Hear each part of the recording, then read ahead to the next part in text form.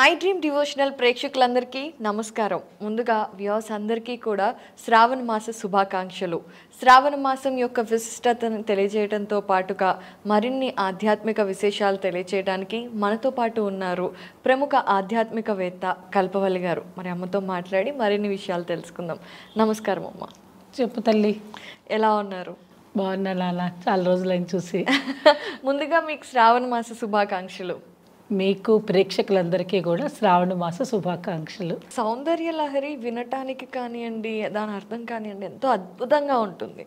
కాకపోతే ముఖ్యంగా ఈ మధ్య కాలంలో మనకున్న ఫాస్ట్ లైఫ్లో కూర్చొని మొత్తం సౌందర్య లహరి చదవాలన్నా, ఏదైనా సరే కనకదార స్తోత్రం చదవాలన్నా, ఒకటి మన దురదృష్టం, మన భాష చాలా మందికి మాట్లాడటం వచ్చు కానీ చదవటం రాయటం రాదు. పైగా మన మంత్రాలు కొంచెం ట్విస్టింగ్ వర్డ్స్లో ఉంటాయి కాబట్టి కంఠస్థ చేయటానికి కానివ్వండి, పలకడానికి కానీ ఇబ్బంది పడుతూ ఉంటారు. మరి తప్పు పలికితే తప్పు పలకకూడదు కానీ చాలా మంది భయపడుతూ ఉంటారు.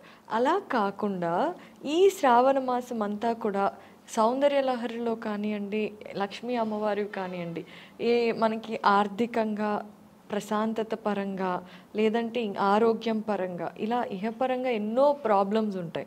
వాటికి సంబంధించి ఏ శ్లోకం చదువుకుంటే ఏ బాధ తీరుతుంది, ఏ శ్లోకం చదువుకుంటే ఇప్పుడు ఆర్థికంగా ఒకరికి ఇబ్బంది ఉంది, వాళ్ళు ఏం చదవాలి, అలా శ్రావణ మాసం అంతా చేయటానికి ఏమైనా కొన్ని ఉపాయాలు ఇవ్వండి అమ్మా.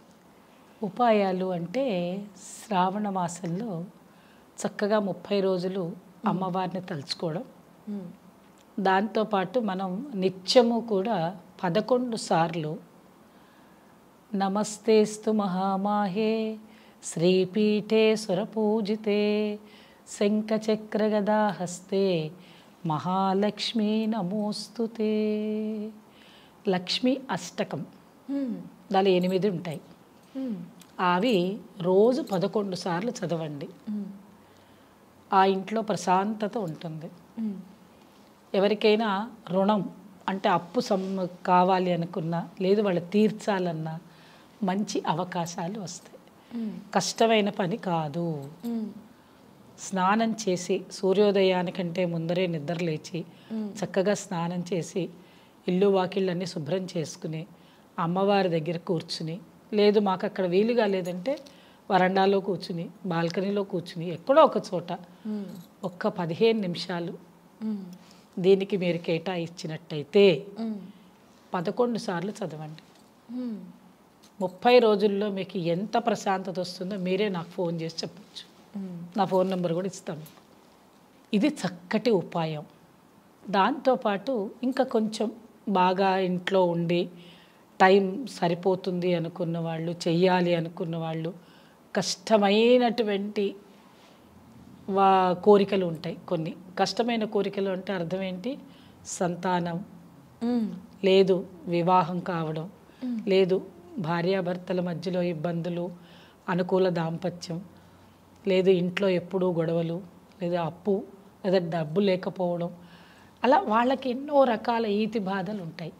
వాటిని ఎలాగైనా పొందాలి అనుకున్న వాటిలో ఒక్కటి పెట్టుకుంటారు వాళ్ళు. ఆ ఒక్కదాని కోసం అనే మాటకి మనము కొన్ని స్తోత్రాలు ఉన్నాయి. కానీ ఆ స్తోత్రాలు చదవడానికి ఇందాక మొట్టమొదటిగా మీరు అన్నది ఏంటంటే తెలుగు భాష మర్చిపోయారు అందరూ. ఎలాగా అంటే చిన్నప్పటి నుంచి ఇంగ్లీష్ మీడియం స్కూల్స్, వాళ్ళు తెలుగు చదువుకునే అవకాశం ఉండదు. తెలుగు ఒకవేళ చదివినా కూడా కొంచెం తెలుగు చదువుతారు. మాట్లాడేటప్పుడు ఏదో వచ్చి రాని భాష మాట్లాడినా, అంటే మనం మాట్లాడేటప్పుడు తెలుగు కలుపుతాం, హిందీ కలుపుతాం, ఇంగ్లీష్ కలుపుతాం, ఏదో నానా రకాలు కలిపి మనం మాట్లాడుకుంటాం. అలా ఉన్నప్పుడు ఏమవుతుందంటే కరెక్ట్గా ఏ స్తోత్రమైనా అవి చదవాలి అంటే అవి సంస్కృతంలో ఉంటాయి. ప్రొనౌన్సియేషన్ చాలా ఇబ్బంది. ఆ సంస్కృతంలో ఉన్నప్పుడు ఇక్కడ ఉచ్చారణ దోషాలు ఎక్కువ. అంటే మనకి లింగ్విస్టిక్స్ ఎందుకు రాదు, ఎందుకు చేయటం లేదు మనము అంటే, భారతదేశానికి ఇతర దేశాలకి ఎక్కడంటే ఇక్కడ వాగ్భవ కూటం మనకి సరిగ్గా ఉన్నది. అమ్మవారిని కూడా మనం వాగ్భవ కూటాన్ని శ్రీమద్వాగ్భవ కూటము అంటాము. వాగ్భవ కూటం అంటే ఇది లలితా పరమేశ్వరిని. అయితే ఇక్కడ ఏంటంటే మీరు ఏ భాష అయినా మాట్లాడాలి అని అంటే ఎక్కడ తయారవుతుంది భాష? ఇక్కడ నాభి. నాభిలో తయారవుతుంది. పరా ప్రత్యక్షితి రూప పశ్యంతి పరదేవత, మధ్యమా వైఖరి రూప. అమ్మవారి మాట ఇక్కడి నుంచి ఇవ్వాలంటే, మనకి వైఖరి రూపంలోకి రావాలంటే ఇక్కడి నుంచి రావాలి. మనకి ఎంత చక్కటి సృష్టి తెలుసా అమ్మలు? ఎంత ఆనందంగా మొహాన్ని మూతిని ఇచ్చారంటే, పెదివేలు ఇచ్చారా, నాలికి ఇచ్చారా, పళ్ళు ఇచ్చారా, దవడలు ఇచ్చారా? ఇన్నిటితోటి మనం మాట్లాడగలిగేటువంటి భాష తెలుగు. మిగతా భాషలు ఏవి? మీరు చూడండి, ABCDEFGHI నాకేం కదులుతున్నాయి? పెదాలు, నాలుక లోపలే కదులుతుంది అక్కడ. అదే కనుక ఇవైతే యదా యథా హి ధర్మశ్చ యా యా అపర్ణ అపర్ణ ర్ణ రా పలకాలి, రాతో పాటు నా పలకాలి. ధ్వని వినిపిస్తున్నాయి 2 అక్షరాలు అక్కడ. మరి ఇవన్నీ ఏ భాషలో ఉన్నాయి? ఆ ఈ అంటావు, ఇవన్నీ కదులుతాయి.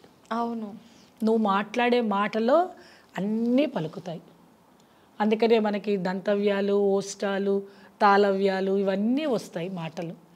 అందుకు మనకి ఈ వర్ణమాల క్రమంలో ఇవన్నీ ఉండబట్టే, మనకింత చక్కటి భాష ఉండబట్టి మనకి ఎప్పుడు కూడా మాటలు బాగా వస్తాయి. వాళ్ళు మాటలు బాగా మాట్లాడలేరు పాపం. వాళ్ళు మాట్లాడుతుంటే క్లారిటీ ఆఫ్ ద సౌండ్ ఉండదు, ధ్వని సరిగ్గా ఉండదు. మనకే ఈ ధ్వని బాగా వినిపిస్తుంది. ధ్వని అనగానే చూడండి వైబ్రేషన్ వచ్చేస్తుంది. కొన్ని మాటలు మాట్లాడుతుంటే ధ్వని చెవులలో పోతే రింగ్ రింగ్ రింగ్ అని చప్పుడు వస్తుంది. అంటే తరంగాలు విపరీతంగా వినిపిస్తాయి. ఆ ధ్వని తరంగాలు తొందరగా మనకి ఇవన్నీ కూడా బాగుంటుంది, ఆరోగ్యం బాగుండడానికి. అందుకనే ఎక్కువగా ఇక్కడ కొన్ని జబ్బులు ఇక్కడ రావు మన భారతదేశంలో. అందుకని చక్కగా పలకండి. భారతదేశం కాదు మనది, భారతదేశము. ఎందుకని ఒత్తులు, మహాప్రాణాలు, అల్ప ప్రాణాలు సరిగ్గా పలకాలి. అక్షరాలలో సంయుక్త అక్షరాలు, దీర్ఘాక్షరాలు. ఎందుకు తెలుగు నేర్చుకోరు? తెలుగు చిన్నప్పటి నుంచి సవ్యంగా, సక్రమంగా, హాయిగా నేర్చుకోండి. ఎందుకు మీ భాష మీకు రాదు? ఎప్పుడైతే మీకు భాష వస్తుందో సంస్కృతం నేర్చుకోవడానికి ఇష్టపడతారు. అప్పుడు మీరు ఏది పలకమన్నా బాగా పలుకుతారు. అవునమ్మా. అందువల్ల సౌందర్యలహరి నిజంగా చెప్పాలి అంటే సౌందర్యలహరి సంస్కృతంలో ఉంది. అసలు సౌందర్యలహరి అంటే ఏంటి? అదే కదమ్మా, ఎన్ని స్తోత్రాలు ఉన్నాయి కదా. సౌందర్యలహరి ఎందుకు? సౌందర్యలహరిని ఎందుకు అంత ప్రాముఖ్యంగా అది ఎందుకు చెప్తున్నారు అంటే, సౌందర్యలహరి మనకి లలితా సహస్రనామం ఉన్నది. అమ్మవారి యొక్క నామాలు కొన్ని వేల కోట్లు ఉన్నాయి. కానీ వాటిలో మనం కొన్నిటిని మాత్రమే సహస్రనామంగా మనం పలకడానికి కోసం వీలుగా తయారు చేశారు ఋషులు. అయినా ఇది రహస్య సహస్రనామ స్తోత్రం. సౌందర్యలహరి కాదు, లలితా సహస్రనామం. దానిలో ప్రతి నామము కూడా 1000 నామాలు బీజాక్షరాలే. చాలా చక్కగా తప్పులు లేకుండా పలికిన వాళ్ళకి ఫలితం వస్తుంది. ఆ మాట చెప్తే వినరమ్మలు. తప్పులు పలకడమే వాళ్ళ ధ్యేయం అనుకుని పలుకుతారు. వాళ్ళ జోలికి మనం పోవద్దు. కానీ నేర్చుకోవాలనుకున్న వాళ్ళు సక్రమంగా నేర్చుకుని చక్కగా కనుక వాటిని నేర్చుకొని చెప్పచ్చు. అన్ని 1000 నామాలే నేర్చుకోవాలని రూల్ లేదు. ఎందుకు 1000 నామాలతో ఉండే లలితా సహస్రనామమే చదవాలా? ఎన్ని లేవు మీరు నేర్చుకోవడానికి? లక్ష్మీ అష్టోత్తరం నేర్చుకోండి. లక్ష్మీ అష్టోత్తరం లక్ష్మీ అష్టకంలో ఉన్నంత విశేషం ఇంకో దానిలో లేదు. అత్యంత ఫలితాలను ఇస్తాయి అవి. అవి మర్చిపోయారు ఇప్పుడు అందరూ. అవి ఎవరు జోలి బోర్డల్లా ఎవరు చూసినా ఒక ఫ్యాషన్, ఒక ప్యాషన్ పోయింది. ఫ్యాషన్ అది. ఫ్యాషన్ వేరు, ప్యాషన్ వేరు. ప్యాషన్ అంటే నేర్చుకోవాలని ఆసక్తి ఉండి మేము కూడా వాళ్ళతో ఉండం. ఫ్యాషన్ అనమాట, ఏదో చక్కగా సరదాగా వెళ్ళి మాకు ఒక గ్రూప్ ఉంది మేము పాడేస్తాం, అలా కాదు. నేర్చుకోండి చక్కగా, గురుముఖత నేర్చుకోండి. దానికి ఎన్నో నియమనిష్టలు ఉంటాయి. చక్కగా ఇప్పుడు ఇందాక దేనికైనా నియమనిష్టం అనే మాట ఎందుకు అంటున్నాం అంటే, మనకి ఇంట్లో ఆడవాళ్లకు ఋతుక్రమం అనేది ఉంటుంది.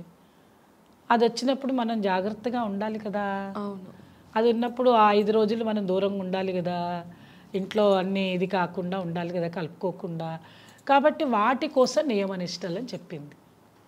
మీరు శుభ్రతలను పాటించి మీకు వీలుగా ఉన్నట్టయితే ఇవన్నీ పాటించి అప్పుడు పూజలు జపాలు అవన్నీ మీరు చేసుకోండి.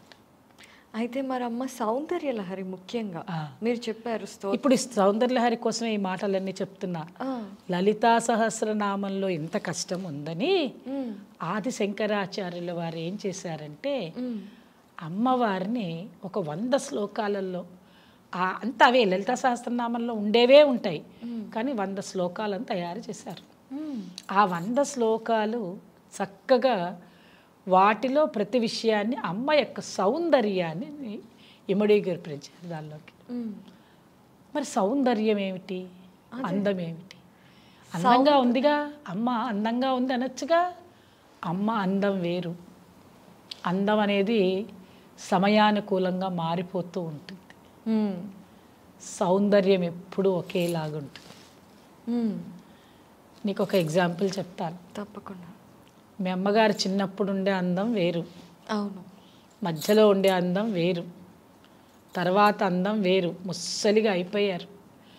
ఆవిడ 98 ఏళ్ళు వచ్చేసాయి. వణికి ఒళ్ళంతా బుచ్చి బుచ్చిగా అయిపోయారు. చెవులు వినపట్టల్లా, కళ్ళు కనపట్టల్లా. అయినా కూడా నువ్వు మీ అమ్మని అన్నం కలిపి నోట్లో పెట్టి అమ్మ అనే పిలుస్తావుగా. అలా అయిపోయింది, అసహ్యంగా మా అమ్మ కాదు అంటావా? అనవు. అమ్మ ఆ రోజు నీకు అందం కనపడింది అక్కడ. మీ అమ్మ చక్కగా నువ్వు పుట్టినప్పుడు భలే అందంగా చక్కగా ఉంది. ఆవిడ నువ్వు పెరుగుతూ ఉంటే ఆవిడ పెరిగింది. అవును, ఆవిడేం వయసు ఆగిపోలేదుగా. అయితే నువ్వు మీ అమ్మని ఎందుకు దగ్గరికి వెళ్ళావు? ఆవిడ వాసన వస్తుంది, ఆవిడకి అన్ని మంచం మీదనే, ఇది ఇది అన్ని మంచం మీద. అసహించుకుంటావా? అయ్యో అలా అనవు, చీ అనవు. ఏమంటావు? అమ్మ ఏం కావాలి నీకు? అన్నం తింటావా? కొంచెం పాలు తాగుతావా అని వాసన వస్తుంది, ముక్కు మూసుకోవు. అవును, అమ్మకి అన్ని నువ్వే సేవలు చేస్తావు. చిన్నప్పుడు నీకు చేసిన సేవ ఇవాళ మీ అమ్మకి నువ్వు చేస్తావు. చేసినప్పుడు ఏమనిపిస్తుంది? అక్కడ సంతోషం ఉంటుంది. అక్కడ నీకు అందం కనపడిందా? కాదుగా. ఏం కనపడుతుంది? మీ అమ్మలో సౌందర్యం కనపడుతుంది. అమ్మనే సౌందర్యం కడుపు నిండా ఉంటుంది. ఆ సౌందర్యాన్ని ఎవరు చూశారు? జగన్మాత సౌందర్యాన్ని ఎవరు చూశారు? ఆది శంకరాచార్య. అందుకని ఆయన ఏం చేశారంటే ఒక 100 శ్లోకాలను తయారు చేసి ఈ జగత్తుకి ఇద్దాము అని ఆయన 100 శ్లోకాలను ఇచ్చి, అన్ని శ్లోకాలను చదవలేకపోయినా పర్వాలేదు, కొన్ని శ్లోకాలన్నా చదవండి. అన్నీ చదవాలంటే మంచిదే. నేను మీకు ఏం చేస్తానంటే చక్కగా 100 శ్లోకాలు తెలుగులో కూడా ఉన్నాయి. సంస్కృతంలో చదవలేని వాళ్ళ కోసం తెలుగులో కూడా రాశారు. ఒకసారి మీకు ఒక ఆడియో చేసి ఇస్తాను నేను. తప్పకుండా అమ్మ. అది మీరు వేసుకోండి కావాలంటే. ఎంత సులభంగా రాశారు అంటే సంస్కృతంలో ఏ రకంగా ఉందో తెలుగులో కూడా అవే మాటలతోటి బ్రహ్మాండమైనటువంటి పద్యాలు వచ్చాయి. అది కూడా మన దగ్గర ఉన్నది మీకు చెప్తాను. ఇప్పుడు సౌందర్యలహరిలో ఒక 5 శ్లోకాలు, 10 శ్లోకాలు, 100 శ్లోకాలని చాలామంది చాలా రకాలుగా 100 రాగాలతోటి, వాళ్ళ రాగంతో, వాళ్ళ ఇష్టం వచ్చినట్టుగా వాళ్ళు చక్కగా తప్పులు లేకుండా పాడేవాళ్ళు ఉన్నారు. పలకలేని వాళ్ళు తప్పులతో పలికినప్పటికీ కూడా జాగ్రత్తగా పలకండి అని చెప్పడం వరకు మాత్రమే చేస్తున్నారు. సౌందర్యలహరిలో ఉండేటువంటి శ్లోకాలను చదివితే ఎటువంటి కష్టం ఉన్నా పోతుంది. అయితే ఎలాగా? దీనికి చాలామంది ఏం చెప్తారు అంటే మీరు ఒక్కొక్క శ్లోకాన్ని 1000 సార్లు చదవండి, లేదంటే ఒక 3 గంటలు పారాయణం చేయండి, 5 గంటలు పారాయణం చేయండి, తెల్లవారుజామున 4 గంటల 3:30 నుంచి లేచి కూర్చుని 6 గంటల వరకు కూర్చుని చేయండి. ఇవన్నీ బాగానే ఉన్నాయి, వినడానికి బాగుంటుంది. చేయడం చాలా ప్రాక్టికల్గా వచ్చేసరికి ఏమవుతుంది అని అంటే చివరికి వాళ్ళు విసుక్కునే స్థాయికి వచ్చేస్తున్నారు. అలా కాదు. నేను అనేది ఏంటంటే నా ప్రయత్నపూర్వకంగా నేను చెప్పే ప్రాక్టికాలిటీని మాట్లాడతాను ఎప్పుడైనా కూడా. అంటే మనం నిజానికి దగ్గరగా ఉండాలి. ఆడవాళ్ళందరికీ ఎన్ని పనులు ఉంటాయమ్మా ఇంట్లో? అవునమ్మా. కుటుంబ పరంగా వాళ్ళు ఎన్ని చేస్తే ఆ ఇంట్లో ఆ బండి కదులుతుంది. అవును. భర్త వెళ్ళాలి, పిల్లలు వెళ్ళాలి, అత్తగారిని చూసుకోవాలి, పని మనిషిని చూసుకోవాలి, తను చూసుకోవాలి, తను ఆఫీస్కి వెళ్ళాలి. ఇవన్నీ పెట్టుకున్న వాటిల్లోనే వాళ్ళకు కూడా కష్టాలు ఉన్నాయిగా. వాళ్ళకు కూడా సంతానం కావాల్సిందేగా. వాళ్ళకి పిల్లలు చదువులు కావాలిగా. ఎవరైనా ఇంట్లో పిల్లలు 10వ క్లాస్ పిల్లలు ఉన్నారనుకోండి, 10వ క్లాస్ అమ్మని తీసుకొచ్చి ఇక్కడ కూర్చోబెడితే ఏమంటుంది? అమ్మమ్మ అబ్బాయి పాస్ అవ్వాలి, ఫస్ట్ క్లాస్లో పాస్ అవ్వాలి, మంచి కాలేజ్లో సీట్ ఇదే రావాలి. ఉంటుందిగా ఆవిడకి. ఆ సంవత్సరం మొత్తం ఇదే ఉంటుంది. మరి ఆ టైంలో నువ్వు 3 గంటలకు లేచి పారాయణం చేయి అన్నాం అనుకుందాం, చేయగలుగుతుందా? నువ్వు చెప్పు ఒక మాట. నేనే చెప్తాను అనుకోండి, మీరే అంటారు ఏంటమ్మా మీరు ఈ మాట అంటున్నారు, ఎక్కడ కుదురుతుంది? ఆ పిల్లలకి చదివించనా? మా పిల్లలకి వంట చేసి అన్నం పెట్టి పంపనా? వాడు ఐఐటి కోచింగ్కి వెళ్తాడు, స్కూల్లో 4 గంటకే వాడు ట్యూషన్కి వెళ్ళాలి, వాడిని లేపాలి, వాడిని చదివించాలి, ఇవన్నీ ఉన్నప్పుడు నాలాంటి వాళ్ళం వచ్చి కూర్చుని హాయిగా టీవీలో బ్రహ్మాండంగా ఈ మాట చెప్తే మీరేమంటారు తల్లి? విని వదిలేస్తాం. విని వదిలేసి ఏమవుతుంది? చివరికి వాళ్ళు ఆ పారాయణం అనేది చెయ్యలేరు. అందువల్ల ఏం చెప్తున్నాను అంటే సౌందర్య లహరిని చక్కగా నామం వినండి, వినండి. ఇంట్లో టేప్ ఆన్ చేసుకోండి, టీవీలో రేడియోలో ఎట్లయినా, లేదా మీ సెల్ ఫోన్లో పెట్టుకొని వినండి. ఒక్కొక్క శ్లోకాన్ని హాయిగా వినండి. చక్కగా వింటూ ఉంటే మనసుకు ప్రశాంత వస్తుంది. ఆ శ్లోకంలో శివశక్త్యాయుక్తో యది భవతి శక్తః ప్రభవితుం నచేదేవం దేవో న ఖలు కుశలః స్పందితుమపి అతస్త్వమారాధ్యాం హరిహర విరించాదిభిరపి ప్రణంతుం స్తోతుం వా కథమకృత పుణ్య ప్రభవతి. ఇది సౌందర్యల హరిలోని చక్కటి మొదటి శ్లోకం. అయితే సౌందర్యహరి వినాలన్నా లేదు చెప్పాలన్నా దానికి పూర్వజన్మ సుకృతమే కాకుండా మనమే అనుకుంటున్నాం ఈ మాట, కానీ బ్రహ్మ విష్ణు మహేశ్వరులు కూడా అనుకున్నారట. ఏమని? అమ్మవారు అసలు ఏమిటి? శక్తితో కూడి ఉంటుంది. శక్తితో కూడి ఉండడమే కాకుండా ఆవిడ సృష్టించడానికి శివుడు సమర్థుడగుచున్నాడు. ఈ విధముగా కానిచో కదురుటకు కూడా ఆయన ఎటువంటి ఇబ్బంది లేకుండా ఏ మాత్రము విష్ణువు మహేశ్వరుడు బ్రహ్మ ముగ్గురు కూడా బ్రహ్మ విష్ణు మహేశ్వరులకే పూజనీయులైనటువంటి నిన్ను నమస్కరించుటకు కానీ స్తోత్రం చేయుటకు కానీ మరే విషయానికైనా కూడా శక్తి కావాలి అని అంటే అది ఎవరి వల్ల అవుతుంది అంటే అమ్మా ఈ స్తోత్రం చేయడానికైనా సరే పుణ్యం అనగానే అటువంటి పుణ్యం ఎలా వస్తుంది అని అంటే నిన్ను స్మరణ చేయటం వలనే. నిన్ను స్మరణ చేయటం వలన శివశక్త్యాయుక్తో యది భవతి శక్తః ప్రభవితుం. ఈ అమ్మవారిని యొక్క ఎవరైతే పూజ చేయడం జరుగుతుందో అప్పుడే మనకి ఇది సవ్యంగా జరుగుతుంది. ఎలాగా అంటే శక్తితోడ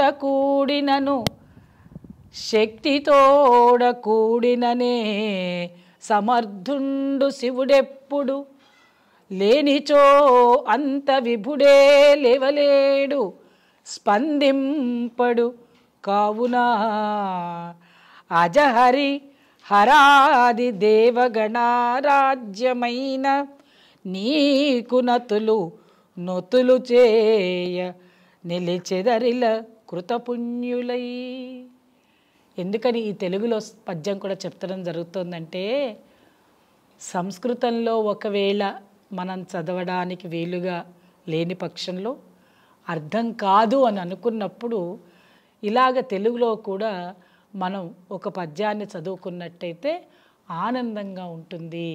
అయితే ఈ శ్లోకాన్ని శివశక్త్యాయుక్తో యది భవతి శక్తః ప్రభవితుం అనేటువంటి ఈ శ్లోకాన్ని మీరు సాధ్యమైనంత వరకు ఎవరైతే దీన్ని ప్రయత్నపూర్వకంగా పారాయణం చేసుకుంటారో వాళ్ళకి సకల కార్యసిద్ధి జరుగుతుంది.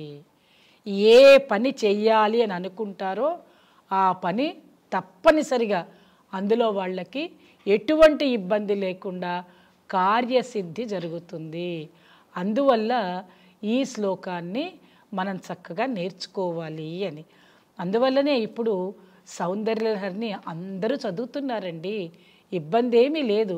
కానీ మొత్తం 100 శ్లోకాలు మనం చదవలేకపోయినా కనీసం ఒక 4-5 శ్లోకాలు నేర్చుకొని చదివినా పర్వాలేదు. లేని పక్షంలో ఈ శ్లోకం చదివితే మనకి ఈ ఈ కలమైనటువంటి మనకి ఫలితాన్ని పొందగలుగుతాము అనేటువంటి మాట పెద్దల ద్వారా విన్నట్టయితే చక్కగా సౌందర్యలహరి పారాయణం చేసుకోవచ్చు. అలాగే ఇంకొన్ని రోజులు అయ్యాక చక్కగా రోజు ఒక శ్లోకాన్ని మనం నేర్చుకునే ప్రయత్నం చేద్దాం. అలాగా 100 శ్లోకాలని హాయిగా ప్రశాంతంగా విడమరిచి దానిలో ఉండేటువంటి తెలుగులో ఉండే శ్లోకాన్ని, దానిలో అర్థాన్ని, ప్రతిపదార్థాన్ని చెప్పుకుంటూ ఇది మీరు ఎన్నిసార్లైనా చదువుకోండి, ఇన్నేసార్లు చదవాలి అనేం లేకుండా సౌందర్యలహరి నేర్చుకోవాలి అనే కోరిక మీలో ఉన్నట్టయితే ఈ రకంగా సౌందర్యలహరిని మీరు నేర్చుకునే ప్రయత్నం చేయండి. అందువల్ల సకల కార్యసిద్ధి కావాలి అని అంటే ఈ యొక్క శ్లోకాన్ని, మొదటి శ్లోకాన్ని మీకు సాధ్యమైనన్ని సార్లు పారాయణం చేసుకోండి. మరికొంతమందికి జనప్రియత్వం అంటే అందరిలోకి అందరితోటి చక్కగా కలిసిమెలిసి ఉండాలని, ఆనందంగా ఉండాలని, ప్రతి విషయాన్ని తెలుసుకోవాలని, ఎక్కడికి వెళ్తే అక్కడ తనకి ఒక మంచి పేరు రావాలని ఇలాంటి ఆలోచనలు ఉంటాయి. మరికొంతమందికి అయితే సంతానం కోసం చాలా ఇబ్బందులు పడుతూ ఉంటారు. అలాంటి వారికి కొన్ని శ్లోకాలు ఉన్నాయి, అవి కూడా చెప్తాను. మొట్టమొదటిగా మనం 5వ శ్లోకం, హరేస్త్వామారాధ్యాం ప్రణత జన సౌభాగ్య జననీం పురానారీ భూత్వా పురరిపుమపి క్షోభమనయత్ స్మరోపేత్వాం నత్వా రతినయనలేహ్యేన వపుష మునీనామప్యంతః ప్రభవతి హి మోహాయ మహతాం. మళ్ళొక్కసారి చెప్తాను చూడండి. హరిస్త్వామారాధ్య ప్రణత జన సౌభాగ్య జననీం పురానారీ భూత్వా పురరిపుమపి క్షోభమనయత్ స్మరోపేత్వాం నత్వా రతినయనలేహ్యేన వపుష మునీనామప్యంతః ప్రభవతి హి మోహాయ మహతాం. ఓ త్రిపుర సుందరి, నమస్కరించే జనులకు సౌందర్యమును తేజస్సును ప్రసాదించు తల్లివగు నిన్ను ఆరాధించి పూర్వము విష్ణుమూర్తి స్త్రీ అయి అంటే మోహిని అవతారంలో త్రిపుర వైరిని కూడా క్షోభిల్ల చేసినాడు. అలాగే అనంగుడైన మదనుడు కూడా నిన్ను అర్చించి రతీదేవి లోచనములకు ఆనందము గొల్పు శరీరముతో మహనీయులైన మునులకు కూడా మోహింపచేయుచున్నాడు. అసలు నిన్ను తలుచుకుంటే చాలు తల్లి, మాకు ఇంకా ఏమీ అక్కర్లేదు. ఓ త్రిపుర సుందరి, ఎలాగా పూర్వము విష్ణుమూర్తే స్త్రీగా వచ్చాడట అంటే మోహిని అవతారం ధరించి మన్మధుణ్ణి సంహరించడానికి త్రిపుర వైరిని కూడా క్షోభిల్ల చేసినాడు. అనంగుడైన మదనుడు కూడా నిన్ను అర్చించి రతీదేవి లోచనములకు ఆనందము గొల్పు శరీరముతో మహనీయులైన మునులను కూడా మోహింపజేసినాడు.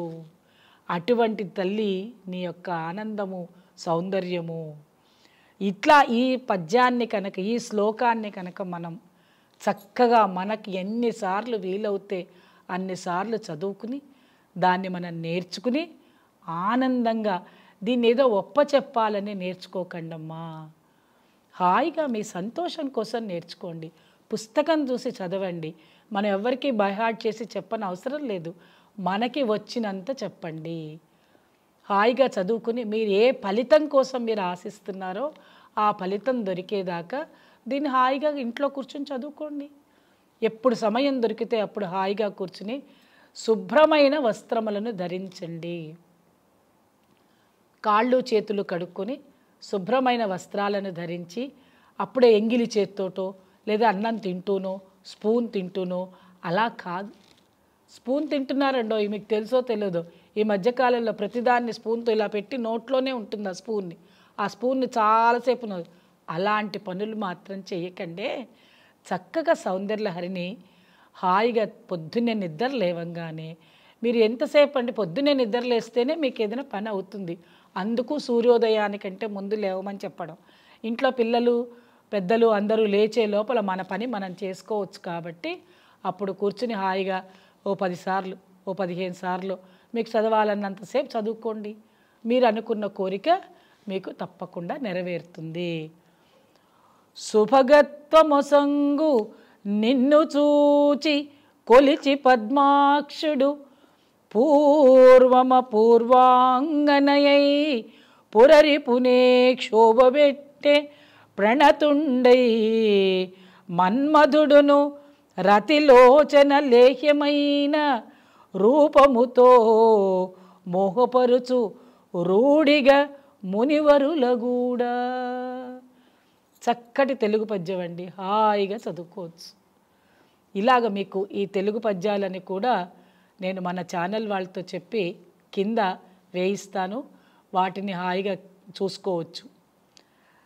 అలాగే సంతానం కోసం ఈ రోజుల్లో ఆలస్య వివాహాల వల్ల, అలాగే కాస్తంత మనకుండేటువంటి స్ట్రెస్ వల్ల, హార్మోన్స్ ఇబ్బంది వల్ల సంతానం కలగకపోవడం, ఆలస్య సంతానం అవ్వడం లాంటివి మనం చూస్తున్నాం. ఈ IVF సెంటర్లు, IUF సెంటర్లు చాలా మనకు కనపడుతూనే ఉన్నాయి. అయినప్పటికీ కూడా అమ్మవారి దయ లేకపోతే ఏ కడుపు పండదు. అందుకని సంతానం అభిలాషులు ఎవరైతే ఉంటారో వాళ్ళు ఈ శ్లోకాన్ని గట్టిగా ప్రార్థన చేయండి. అదొక్కసారి చెప్పుకునే ప్రయత్నం చేద్దాం.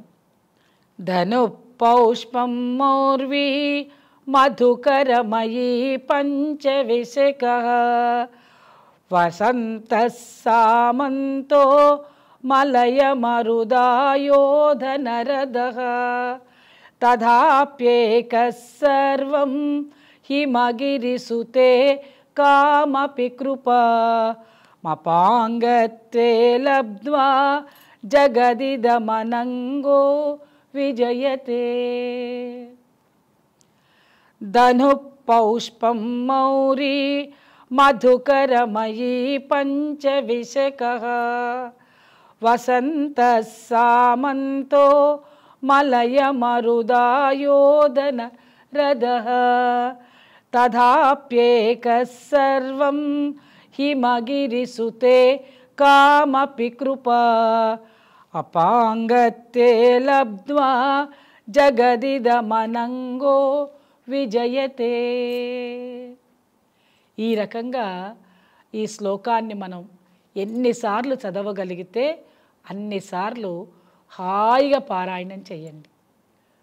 మీరు కోరిక కోరుకుని ఓ 40 రోజులు ఏదైనా మండల దీక్ష చేస్తాంగా, అలాగే అమ్మవారి ఫోటో ముందు పెట్టుకుని చక్కగా ఎలాగూ లలితా సహస్రనామం అన్నీ చదువుకుంటాం, పారాయణలు చేస్తాం. చేసినప్పుడు ఈ ఒక్క శ్లోకాన్ని చదువుకున్నారంటే ఎంత ఆనందంగా ఉంటుందంటే మీకే తెలియని ఆనందం. ఆ సంతాన ప్రాప్తి అనేది అమ్మవారు ఏదో ఒక రకంగా మీకు చేయూతను ఇస్తుంది. ఓ హిమాచల పుత్రిక, మన్మధుడు అనంగుడు, శరీరము లేనివాడు. అతని విల్లు పుష్పము నారి తుమ్మెదల వరుస. ఎలా ఉంటుందట? తుమ్మెదలు చక్కగా ఇట్లా వరుసగా ఉన్నాయట. బాణములను 5 మాత్రమే వసంతుడు ఎలాగా ఇలా వదిలాడట. వదిలేసరికి ఏంటి? మలయమారుతము యుద్ధరథము. అలాగే ఇంత బలహీనమైన సాధన సామగ్రి కలిగియు నీ కడగంటి చూపులను ఆ దయను పొంది మరుడి ప్రపంచమునే జయిస్తున్నాడు. అంత బలహీనమైపోయి ఉన్నప్పటికీ కూడా అతను జయించాడంటే నీ దయ వల్లనే. కాబట్టి అలాగ ఎవరైతే వాళ్ళ పని వాళ్ళు చేసుకోలేని పక్షంలో ఉండి కూడా ఆ విధానంలో వాళ్ళు ఇబ్బంది పడుతున్నా కూడా చక్కగా అమ్మ నీ కంటి చూపు చాలు తల్లి మాకు, అలాంటి ప్రసరణ మా మీద కనుక అంటే మమ్మల్ని అనుగ్రహించినట్టయితే మేము ఏది కోరుకుంటే అది జరుగుతుంది కదా తల్లి అని అందరూ మనకి ఆదిశంకరాచార్యుల వారు ఈ విధంగా చక్కటి శ్లోకాన్ని తయారు చేసి ఏ ఇబ్బంది లేకుండా ఈ శ్లోకం చదువుకోండి, ఈ శ్లోకం చదువుకున్నట్టయితే మీరు అనుకున్న కోరిక అదే సంతాన ప్రాప్తి కావాలి అనుకున్న వాళ్ళకి ఇది చెయ్యొచ్చు అని పెద్దలు చెప్పినటువంటి మాట. దీనికి తెలుగు పద్యం ఏమిటి అని అంటే, విల్లు చెరకు పూలమ్ములు భృంగ సమూహమ్ము నారి వసంతుడు సామంతుడు పవనుడు రణరథమయ్యును నీ కరుణాకటాక్షమ్ము ఇంత పొంది ఆయనంగుడు అఖిల లోకముల గెల్చును అద్భుతముగా హిమగిరిసుత. విల్లు చెరుకు పూలమ్ములు భృంగ సమూహమ్ము నారి వసంతుడు సామంతుడు పవనుడు రణరథమయ్యును నీ కరుణాకటాక్షమ్ము ఇంత పొంది ఆయనంగుడు అఖిల లోకముల గెల్చును అద్భుతముగా హిమగిరిసుత. అసలు నపుంసకత్వం అనే మాటనే లేకుండా దాన్ని పోగొట్టగలిగేటువంటి అనుగ్రహించేటువంటి ఫలితాన్ని ఇచ్చేటువంటి శ్లోకం ఉన్నది అనంటే చక్కగా సౌందర్యలహరిలో మనం 6వ శ్లోకాన్ని కనుక పారాయణం చేసుకుంటే అత్యంత బ్రహ్మాండమైనటువంటి ఫలితాన్ని మనం పొందవచ్చు. ఇలాగే ఇంకా చాలా ఉన్నాయండి. 100 శ్లోకాల్లో మనం హాయిగా 1వ శ్లోకాన్ని, అలాగే 3వ శ్లోకాన్ని, 5వ శ్లోకాన్ని, 15వ శ్లోకాన్ని, 32వ శ్లోకాన్ని కొన్ని శ్లోకాలని మనం ఖచ్చితంగా పారాయణం చేసుకున్నట్టయితే వాటిని ఆ ఫలితాన్ని మనం పొందే ప్రయత్నం చేయొచ్చు. 100 శ్లోకాలని మనం ఒకటేసారి చెప్పుకునేటువంటి అవకాశం సమయం మన దగ్గర లేదు. కాబట్టి అమలు చక్కగా ఈ రకంగా సౌందర్యలహరిని శ్రావణ మాసంలో వాళ్ళకి ఏదైనా ఇప్పుడు ఏదైనా కావాలనుకున్న ఇవేగా, ఇంకా ఏదైనా కావాలి అనుకున్నట్టయితే మనం మళ్ళీ ముందు రోజుల్లో చక్కగా దీని గురించి ఏ శ్లోకంలో ఏ పారాయణలు ఎలా చేసుకోవాలి ఇవన్నీ దాన్ని చక్కగా అన్ని పారాయణల గురించి తెలుసుకుందాం. ఇప్పుడు శ్రావణ మాసం విశిష్టతలో వచ్చేటువంటి ఈ యొక్క విషయాలలో ఖడ్గమాలని, సౌందర్యలహరిని, అలాగే లలితా సహస్రనామం, లక్ష్మీ అష్టకం, లక్ష్మీ స్తోత్రం, అష్టోత్రం ఇవన్నీ కూడా చేసుకుంటూ హాయిగా శ్రావణ మాసం 30 రోజులు కూడా అయ్యవారిని అమ్మవారిని ఇద్దరిని మనస్ఫూర్తిగా ప్రార్థన చేసుకుని నియమనిష్టలను కలిగి ఉండి పూజలని మనసర్పించినచో తప్పనిసరిగా మనం అనుకున్న ఫలితాలని పొందవచ్చు. అందరికీ మంచి కలుగుగాక. శుభం భూయాత్. అమ్మ ఎంతో అద్భుతంగా శ్రావణ మాసంలో చేసుకోవాల్సిన పూజల గురించి, అలాగే శ్రావణ మాస విశిష్టత గురించి, ఆ లక్ష్మీ అమ్మవారిని ఎలా ఆరాధించుకోవాలి అనే విషయాల గురించి చాలా చక్కగా చెప్పారు. ధన్యవాదాలమ్మా. శుభం భూయాత్.